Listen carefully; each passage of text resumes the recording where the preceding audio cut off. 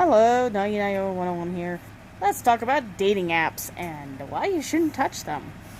Okay, this is my story of dating apps, and this is the most unexpected thing I've ever done. Alright. There was a site that my sister and I did called LavaLife. My sister and I were on there, and we were just sort of, being stupid. We were between the ages of 24 and,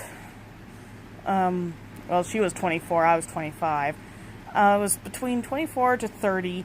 We were stuck on that stupid page. Anyway, one day on LavaLife, there was this chat thing, and you could talk to people on this stupid thing. And I talked to this one person. Granted, we all knew this was never going to go anywhere. I had already heard creep show stories about dating sites and all that, and honestly, I wasn't looking for anything really. Neither was this person. Mostly we were just looking for somebody to talk to. And, I met two people on LavaLife, none of which went anywhere in relationship. One was a guy who lived out in Orlando, and he ended up being really nice. But, I was thankful that he got married. The second one was out in where I live, which is out in the middle of Denver, Colorado. So, we decided to meet in person. Now, before you judge, we did it in public with at least 2 to 3 of my friends with me. One of them is this Korean kid that I knew, and he threatened to put the guy's head in a wall if he didn't like him.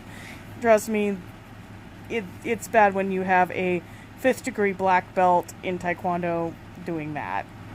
That, and he pretty much blatantly told the guy point blank on social media, do not make an ass of yourself. Not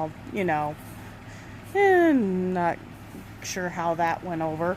Then I met, of course, this is after he found out I am a complete Lisa Furukawa fan. She was a J music rock star I liked. I was also a fan of Shazna and L'Arc-en-Ciel. The guy was not really aware what those were. He saw good, intelligent conversation. That was about it on the frickin' profile. That profile, I am so glad it got shut down.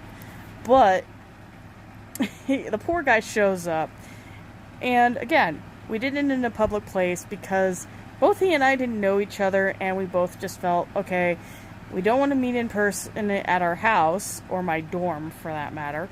So he agreed to meet in a place that we all knew.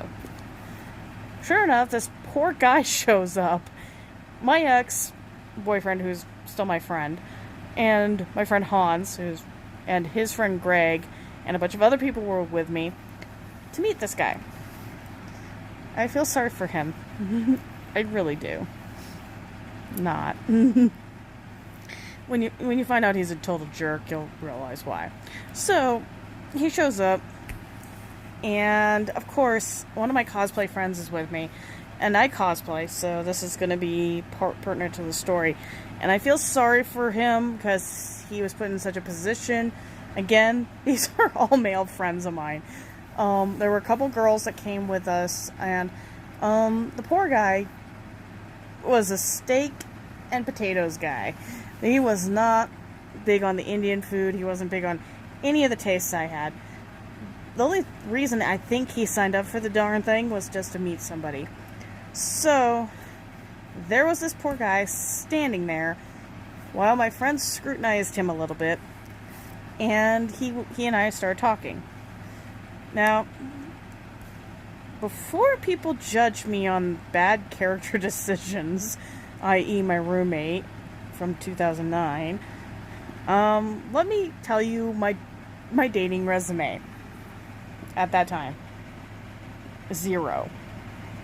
I had never dated in my entire existence. And my friend Greg does not count because he and I weren't really dating. We were just friends. And his Kendo buddy thought it was funny to try and get us to date. So, how did this happen?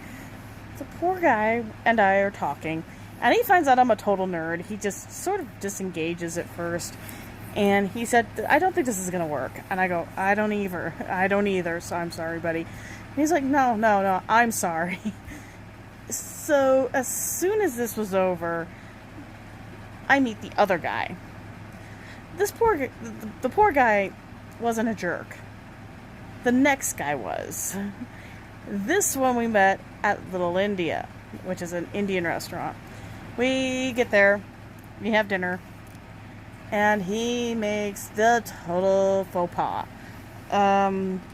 He asked me what I was doing on this one date in September. I said, oh, I booked a hotel room. I'm going to be at this anime convention. I'm not going to be... Classically, I'm not in town. He blows up. Not blows up. Blows up. He's like, you're a nerd? Yeah. What the your profile says nothing about this. Never thought I should put that on there. Then again, my mom helped me put this dang thing together. Afterward, I get back to my dorm. I'm a little infuriated. Call my friend A. He tells me it's okay. People are like that. And I'm sitting there fuming for 20 minutes. Then the guy messages me on MySpace. Because that's when MySpace was around. Asks, okay, if anything... we'll try it again, blah, blah, blah. This is my last-ditch effort for finding a girlfriend, blah, blah, blah. Like, oh boy, this is not going to go well. I insist on telling him I'm going to be out of town at this date in September. Because that's when the anime convention was. Oh boy. So, the date of the anime convention shows up. He shows up.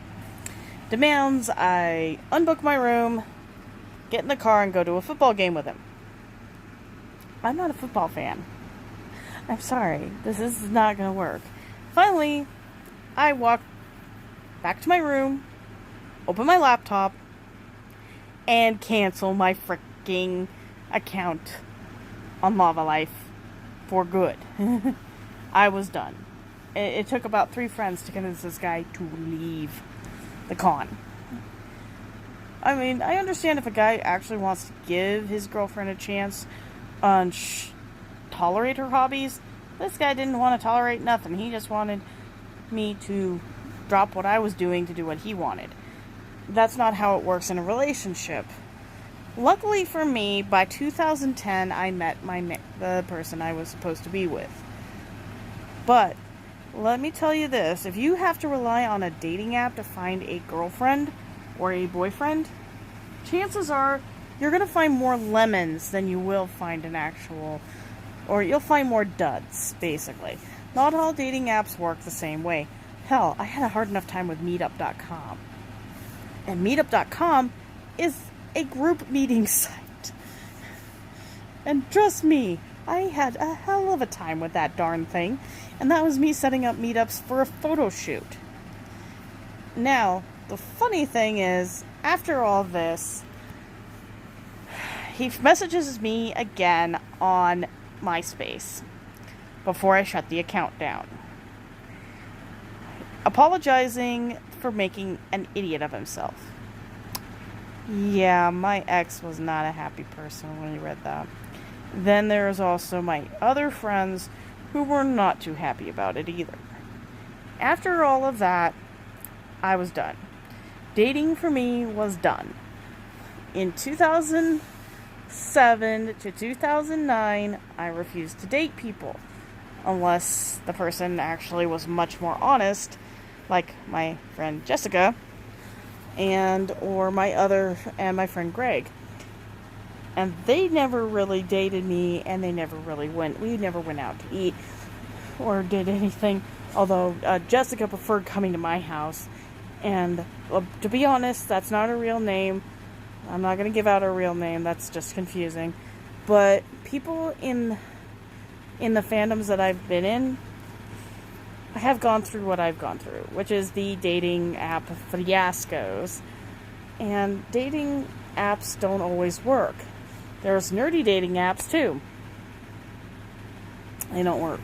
Anyway, after all of that, I decided to swear off dating until Jess asked me out. And I was like, okay, fine, I'll just give this a shot. We gave it a shot and then we just went, okay, we're done. We didn't want to date anymore. We were fine. But we stayed friends. The thing is, some of the guys I dated, or some of the people I dated, actually stuck around as my friends. And we were a lot happier that way. Anyway, if you are ever going to be in the dating apps, please be careful and don't be stupid and do half the stuff that I've found online that people have done, that they make videos about. Especially Let's Not Meet on Reddit. Creepy Encounters, again, on Reddit. I've read those, I've heard them, and I've had to sit through videos of them being told, because I'm a scary person. I'm a horror story person, but again, I'm just going to mention that if you're ever using a dating app, please be careful. Please don't do anything that could get you killed. Because I have heard enough horror stories. So anyway, this is Nagi Nayoa signing out. I will be on video games again pretty soon. I am just been so exhausted. And trust me, being exhausted and me is not mixing well. Alright? Talk to you later.